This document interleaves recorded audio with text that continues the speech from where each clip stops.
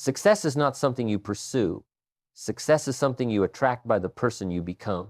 And here's the hard truth most people don't want to hear. The life you're living right now is a direct result of the disciplines you've practiced or neglected over the past 5 years. Not the economy, not your boss, not your circumstances, your disciplines. I'll never forget the day I met two men at a seminar in Dallas, Texas. Both of them worked in the same industry, lived in the same city, had similar backgrounds, and were roughly the same age. One was thriving, the other was barely surviving. The struggling man spent 20 minutes telling me how the economy was terrible, how the market had changed, how competition was fierce, and how nobody wanted to buy anymore. Then I talked to the other man, same economy, same market, same competition, but he was having his best year ever. What was the difference? It wasn't the soil they were planted in, it was the disciplines they practiced daily. See, life doesn't respond to need, life responds to deserve. And the way you create deserve is through discipline. That's not what most people want to hear. They want the magic pill, the secret formula, the shortcut that bypasses the hard work. But there is no such thing. The only path to the life you want is through the daily disciplines that build the person you need to become. Think about it this way. If you plant a crop, you can't negotiate with the soil. You can't beg the seed to grow faster. You can't wish away the weeds or hope the harvest appears without tending the field. Agriculture taught me one of the most profound lessons about life.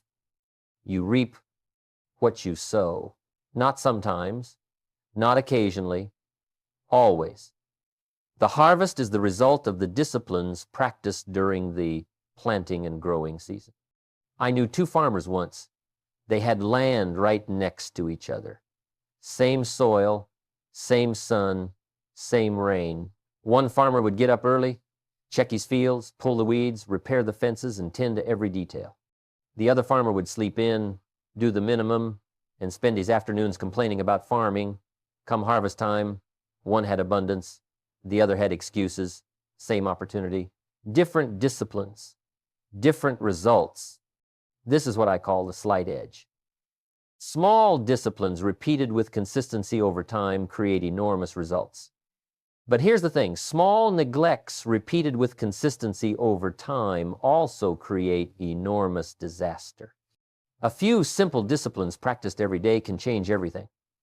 But a few errors in judgment repeated every day can devastate everything. Most people underestimate the power of small daily actions. They think, what difference does it make if I skip reading today? Or one day of poor eating won't matter, or I'll start saving next month. But those small choices compound. Miss one day, it's easier to miss two. Miss two, it's easier to miss a week. Before long, the habit is gone, and years pass without progress. The opposite is also true. Read 10 pages a day, and in a year you've read over 3,000 pages, about a dozen books. That'll change your life. Save $10 a day, and in a year you have over $3,000. That'll change your circumstances. Make one sales call a day, and in a year you've made over 200 contacts. That'll change your business. The numbers don't lie. Small disciplines create big results. But here's what stops most people. Disciplines are easy to do, and they're also easy not to do. That's the problem. Eating an apple instead of a donut is easy to do. It's also easy not to do. Going for a 30-minute walk is easy to do. It's also easy not to do. Reading instead of watching television is easy to do. It's also easy not to do.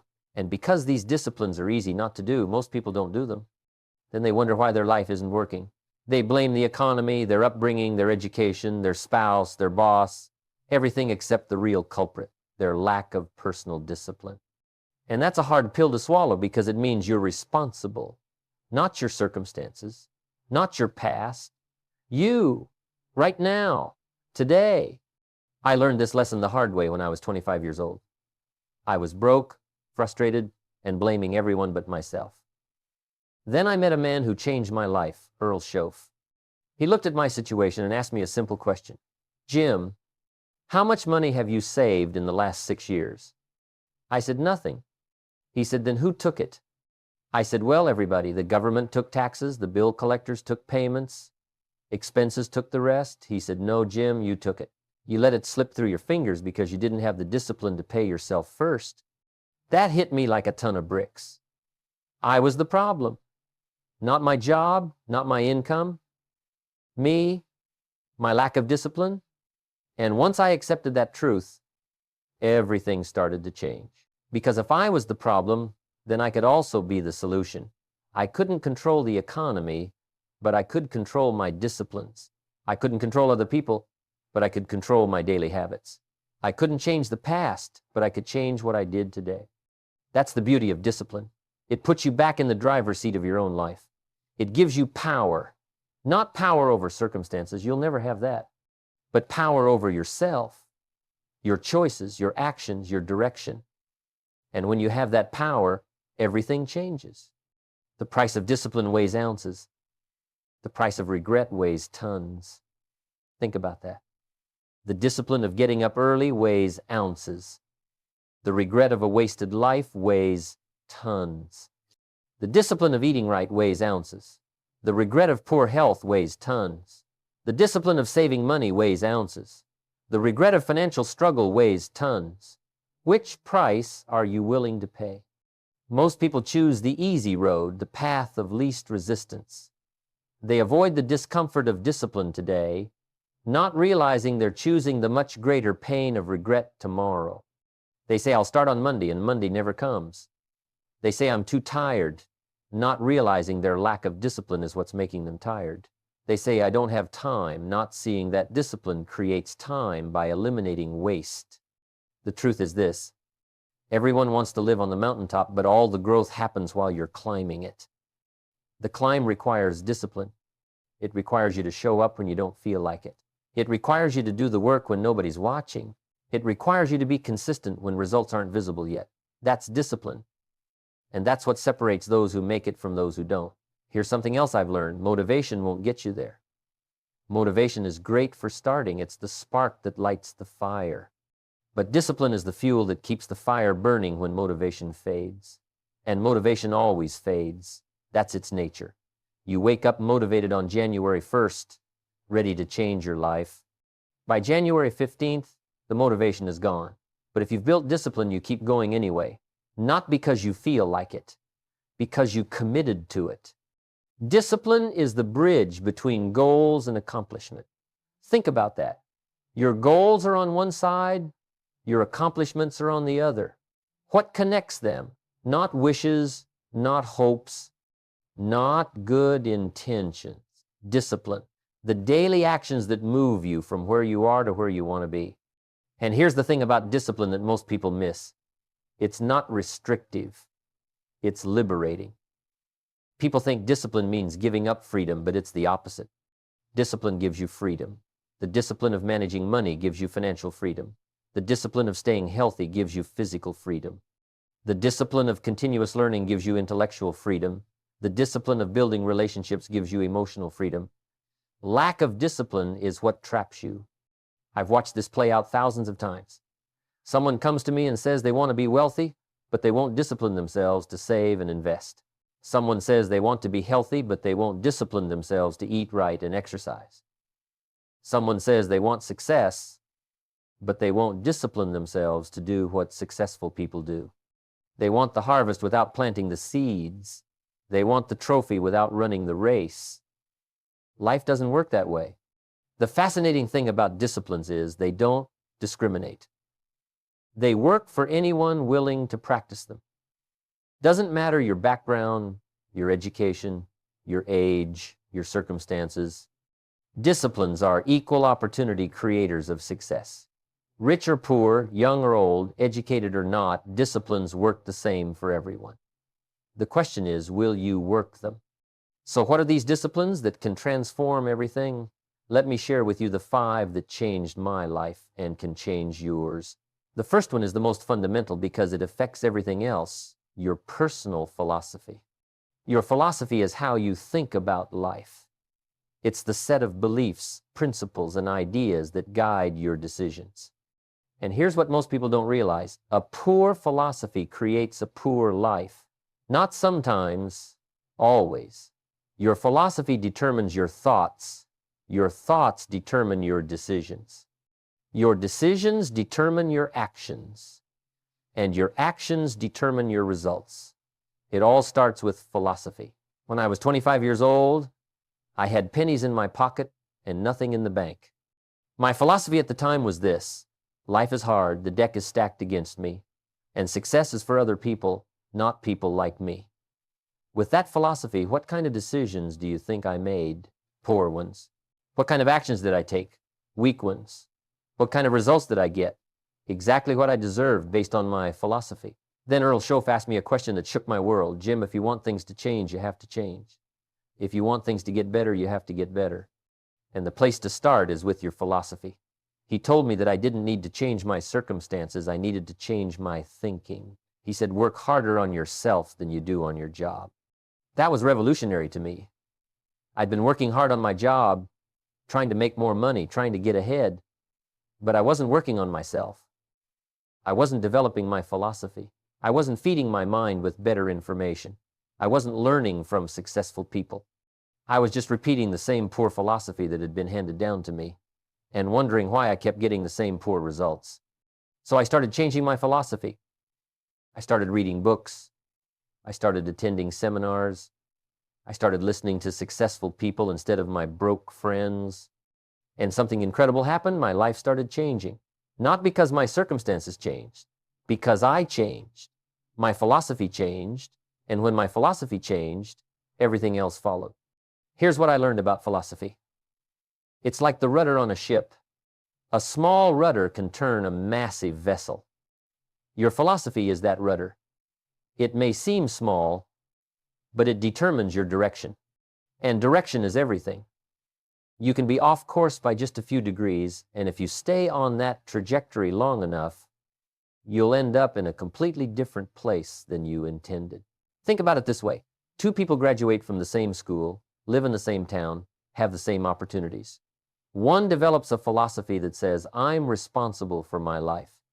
I can learn, I can grow, I can create value, I deserve the rewards that come from discipline and effort. The other develops a philosophy that says life's not fair, the system is rigged, people like us don't get ahead. I'll just get by. 10 years later, they're living in two completely different worlds. Same start, different philosophy, different destination. Your philosophy comes from what you allow into your mind. What are you reading? What are you listening to? Who are you spending time with? These inputs shape your philosophy, and your philosophy shapes your life. If you spend your time watching negative news, listening to complainers, and reading nothing of value, what kind of philosophy do you think you'll develop? A poor one. And a poor philosophy will create a poor life. But if you spend 30 minutes a day reading good books, if you listen to educational content instead of mindless entertainment, if you surround yourself with people who are growing and achieving, your philosophy will change. And when your philosophy changes, your life changes. I met a man once who told me he couldn't afford books. He said he was too broke to invest in his education. I said, that's why you're broke. Your philosophy is that you can't afford to learn. Successful people have a different philosophy. They believe they can't afford not to learn. He got defensive, but I told him the truth. You can make excuses or you can make progress, but you can't make both. The discipline of developing a strong personal philosophy is simple. Feed your mind good information every single day. Read the books that successful people read. Listen to the ideas that successful people study. Think about the questions that successful people ask themselves. Do that consistently, and your philosophy will evolve. Your philosophy will elevate, and your life will follow. Now, philosophy is internal. It's how you think. But there's a second discipline that's equally critical, and it's the bridge between your inner world and your outer world. That's your attitude. Attitude is how you respond to what life throws at you. And make no mistake, life will throw things at you. The question is, how will you respond? I've watched the same event happen to two different people and produce completely different outcomes. Not because the event was different, because their attitudes were different. Same storm, two boats. One sinks, the other sails. The storm didn't determine the outcome. The attitude of the captain did. Attitude is more important than facts. That's a bold statement, but it's true. The facts say the economy is tough, but some people thrive anyway. The facts say the market is saturated, but some people succeed anyway. The facts say the odds are against you, but some people win anyway. Why? Attitude. They refuse to let the facts dictate their response. They take responsibility for their attitude and choose empowerment over victimhood. Here's what most people do. They let their circumstances control their attitude. When things are going well, they have a good attitude. When things are going poorly, they have a bad attitude. But successful people do the opposite. They control their attitude regardless of circumstances. They decide how they're going to respond. They don't give that power away to external events. I learned this lesson from a man I met who had lost everything in a business failure. I mean everything. His money, his house, his reputation. I asked him, "How are you dealing with this?" He said, "Jim, I can't control what happened, but I can control what I do next. I can be bitter or I can be better. I choose better." That man rebuilt his life and became more successful than he'd ever been before. Not because his circumstances changed quickly, because his attitude remained strong. You can't control the weather, but you can control how you prepare for it. You can't control the economy, but you can control your productivity. You can't control other people, but you can control your response to them. That's attitude. It's the one thing in life you have complete control over, yet most people surrender that control to external forces. The discipline of attitude management starts the moment you wake up. Before you check your phone, before you read the news, before you talk to anyone, you set your attitude. Successful people have morning rituals that prime their attitude for the day. They read something positive, they review their goals, they practice gratitude. They do something that puts them in a strong mental and emotional state before the world has a chance to knock them off balance. I've practiced this discipline for decades. Every morning, I spend time working on my attitude before I work on anything else. I read, I think, I plan, I prepare myself mentally for whatever the day brings. And because I've set my attitude first, the events of the day don't control me. I control my response to them. That's power. That's freedom. That's the discipline of attitude management. Here's another critical truth about attitude. It affects everything. Your attitude affects your health. Doctors will tell you that people with positive attitudes recover faster and live longer. Your attitude affects your relationships. Nobody wants to be around someone with a consistently negative attitude. Your attitude affects your income. Employers and clients are attracted to people with great attitudes and repelled by people with poor ones. Your attitude is like a magnet. A positive attitude attracts positive people, positive opportunities, positive outcomes. A negative attitude does the opposite. And here's the thing, attitude is contagious. When you walk into a room, you bring your attitude with you, and it affects everyone around you. That's a responsibility. What kind of attitude are you spreading? I remember working with a sales team where one person had a terrible attitude. He complained constantly, blamed everything on external factors, and dragged down everyone around him. The manager finally had to let him go. Within 2 weeks, the entire team's performance improved. Not because they learned new techniques, because the negative attitude was removed and the positive attitudes could flourish. Guard your attitude like a treasure. Don't let negative people, negative news, or negative circumstances steal it from you. The discipline is this: monitor your attitude throughout the day. When you catch it slipping, correct it. When you feel yourself going negative, pause and reframe. When circumstances tempt you toward pessimism, consciously choose optimism instead. This doesn't mean ignoring reality. It doesn't mean pretending problems don't exist. It means choosing how you respond to reality. It means maintaining a constructive attitude even when facing real challenges. It means believing in solutions even when you're surrounded by problems. Philosophy and attitude work together. Your philosophy shapes your attitude, and your attitude reinforces your philosophy. When you have a strong philosophy that says, I'm responsible for my life, I can grow, I can overcome obstacles, it's easier to maintain a positive attitude when those obstacles appear. And when you maintain a positive attitude through challenges, it reinforces your philosophy that you're capable of handling whatever life brings. These two disciplines, philosophy and attitude, are internal They happen in your mind and heart, but they determine everything external. They're the foundation. They're the starting point. They're where change begins. Get these right, and everything else becomes possible. Neglect these, and nothing else matters. That's how important they are. Philosophy and attitude are internal disciplines. They happen in your mind. But there comes a point where internal must become external. Thoughts must become actions. Intentions must become results. And that brings us to the third discipline, activity. Activity is where the rubber meets the road. Ideas without activity are just daydreams. Plans without activity are just fantasies. Good intentions without activity are worthless.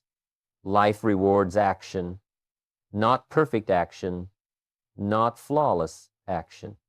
Just action, consistent, intelligent, purposeful action. I can't tell you how many people I've met who have incredible ideas but never do anything with them. They tell me about their plans, their dreams, their visions. I ask, what have you done this week to move toward that? Silence. They've thought about it. They've talked about it. They've planned it, but they haven't acted on it. And without action, nothing happens. There's a man I knew who had a brilliant business idea. He researched it for 2 years. He wrote a detailed business plan. He talked about it at every gathering, but he never started. He was waiting for the perfect time, the perfect conditions, the perfect circumstances. He's still waiting. Meanwhile, someone else had a similar idea, took imperfect action, made mistakes, learned, adjusted, and built a successful business. The difference wasn't the quality of the idea. It was the willingness to act. Here's what I've learned about activity. It creates opportunity. The more you do, the more chances you give yourself to succeed. It's a law of averages. If you make 1 sales call, you might fail. If you make 100 sales calls, you're going to make some sales. If you apply to 1 job, you might get rejected. If you apply to 20 jobs, you're going to get some interviews. Activity multiplies your chances. But not all activity is equal. This is critical. Some people are busy all day long, but never get anywhere. They confuse motion with progress. They confuse activity with productivity. They're doing things, but they're doing the wrong things.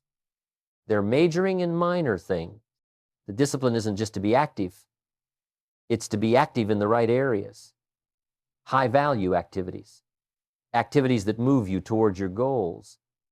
Activities that create results. This requires thinking. It requires asking yourself, is what I'm doing right now the best use of my time? Is this activity taking me closer to where I want to be, or is it just keeping me busy? I learned this from a mentor who asked me to write down everything I did in a week. Then he asked me to mark which activities were essential and which were just time fillers. I was shocked. More than half of what I was doing was either unnecessary or could have been delegated. I was spending hours on activities that produced minimal results while neglecting the activities that would have made the biggest difference. So I changed. I started focusing on high-value activities. In business, that meant more time talking to clients and less time shuffling papers. In personal development, that meant more time reading and learning and less time watching television. In relationships, that meant more quality conversations and less mindless small talk. My activity level didn't increase. My results did. Why? Because I was focused on the right activities. The discipline of activity requires that you do what needs to be done when it needs to be done. Not when you feel like it. Not when it's convenient. When it needs to be done. That's discipline. Motivation gets you started, but discipline keeps you going. On the days you don't feel like making the calls, you make them anyway. On the days you don't feel like exercising, you exercise anyway. On the days you don't feel like studying, you study anyway. That's the discipline of activity. Time is your most valuable resource. You can make more money, but you can't make more time. Once it's gone forever. So the way you use your time is the way you use your life. If you waste your time, you waste your life. If you invest your time wisely, you create a life of value and meaning. Now, here's the fourth discipline, and this one separates the serious from the casual. Results measurement. Most people don't measure their results. They guess, they hope, they assume, but they don't track. They don't measure. They don't keep score. And if you don't keep score, you don't know if you're winning or losing. I'll never forget when I started tracking my income on a monthly basis. Before that, I had a vague sense of whether I was doing well or poorly. But when I started measuring, when I started writing down the actual numbers, I was shocked. I thought I was doing better than I was. The numbers told me the truth that my feelings had hidden. That's what measurement does. It tells you the truth. Feelings lie. Emotions deceive. But numbers don't. If you measure your results honestly, you'll know exactly where you stand. And when you know where you stand, you can make intelligent decisions about what to change. Measurement applies to every area of life. In your finances, measure your income, your expenses, your savings, your net worth. In your health, measure your weight, your fitness level, your energy. In your business, measure your sales, your productivity, your client satisfaction. In your personal growth, measure how many books you've read, how many new skills you've learned, how much you've grown. What gets measured gets improved. That's a fundamental principle. When you start measuring something, you automatically become more conscious of it. You start paying attention. You start looking for ways to improve the numbers. You start making adjustments based on real data instead of vague feelings. I knew a man who wanted to lose weight. He kept saying he was trying, but nothing was happening. I asked him, "Are you weighing yourself?" He said, "No, I don't want to get discouraged." I said, "That's exactly why you're not making progress. If you don't measure, you don't know what's working and what's not." He started weighing himself daily and tracking his food. Within 3 months, he'd lost 30 pounds. The measurement created accountability. The discipline of measurement also means honest self-assessment, not harsh judgment, not beating yourself up, just honest evaluation.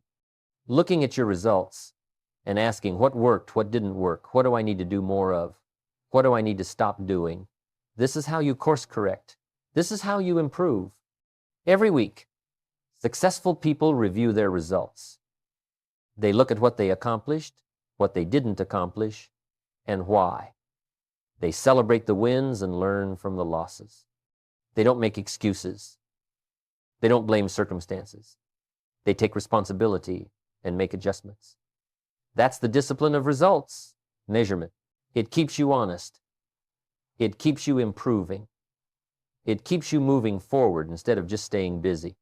The fifth discipline is the one that ties everything together, and it's the one that guarantees your future will be better than your past. Consistent learning. Formal education will make you a living. Self-education will make you a fortune. That's not just a catchy phrase. It's the truth I've lived and watched thousands of others live. When I met Earl Schaff, I was 25 and broke. He handed me a book and said, "Jim, if you want your life to change, you have to change. And the fastest way to change is through learning." That book changed my perspective. Then I read another and another. Within 5 years, I was a millionaire. Not because I learned some secret formula, because consistent learning transformed how I thought, and how I thought transformed how I acted, and how I acted transformed my results. Most people stop learning when they finish school. They think education is something that happens in a classroom with a teacher and a diploma. They graduate and stop growing. Then they wonder why their life stops improving. Here's the reality. To earn more, you must learn more. To become more, you must know more. The day you stop learning is the day you stop growing. And the day you stop growing is the day you start dying. Successful people are learners. Show me someone who's doing well, and I'll show you someone who's constantly learning. They read books, they attend seminars, they listen to educational content, they ask questions, they seek out mentors, they never stop improving themselves. Learning isn't something they did in the past, it's something they do every day. Here's what I recommend. Read 30 minutes every day, just 30 minutes. If you read 30 minutes a day, you'll finish a book every week or two. That's 25 to 50 books a year.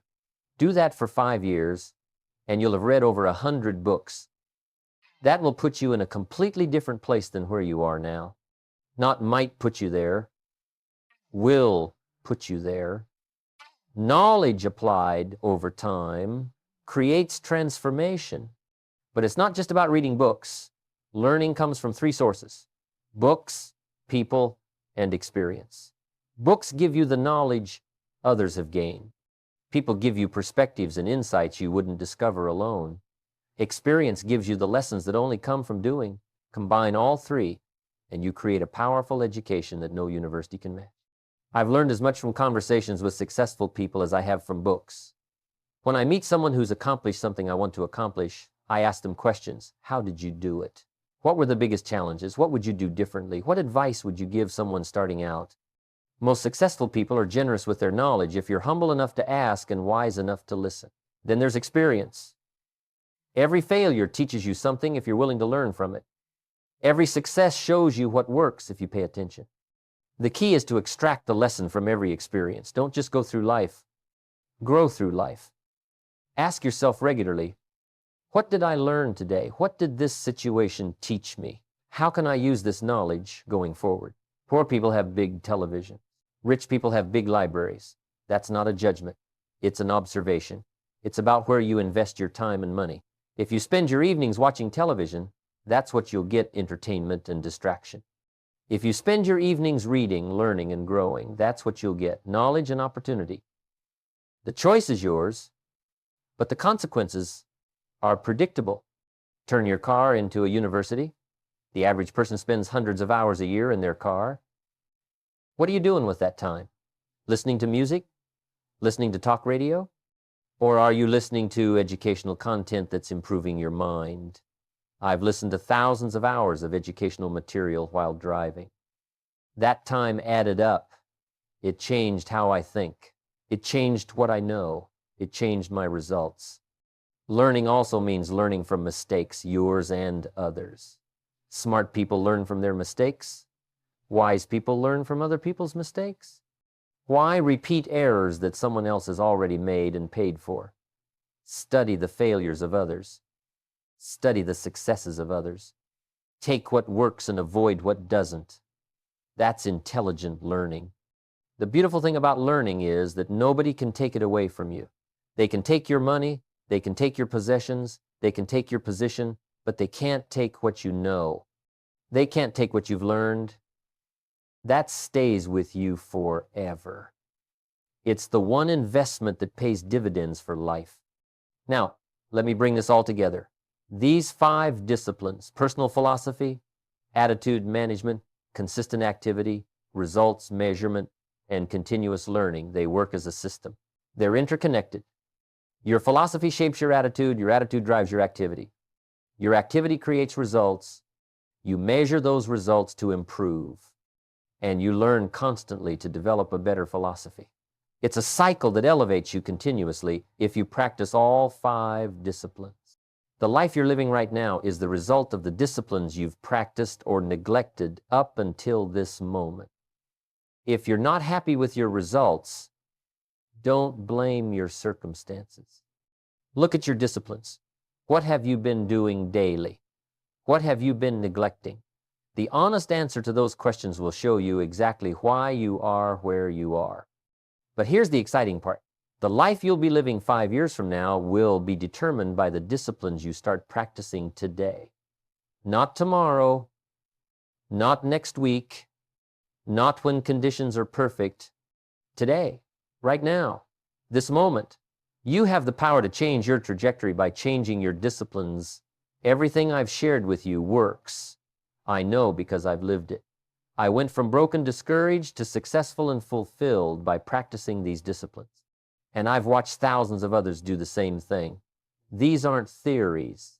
They're proven principles. They work for anyone willing to work them. Nobody can do your push-ups for you. Nobody can practice these disciplines for you.